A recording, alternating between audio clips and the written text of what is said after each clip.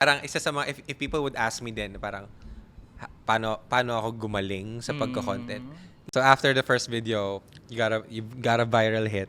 Tapos you start, oy, I think pwede ko pang gawin to. Dire-diretso Pero na. ano siya, it's all planned. Hmm. It's all planned kung paano magta-transition. Tapos, mahilig kasi ako makinig ng podcast. And nakikinig ako sa mga podcast. For example, ni-invite si Mr. Beast.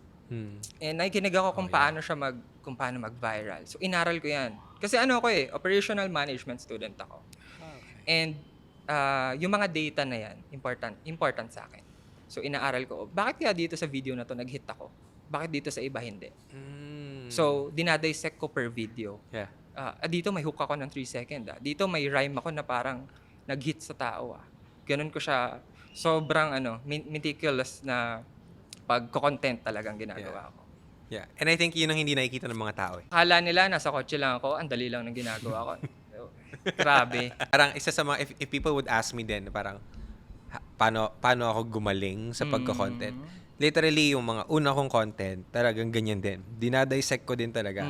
Like, etong line na to, masyado ba siya mabagal, masyado ba, at to that detail. Yes. And then of course, data analytics.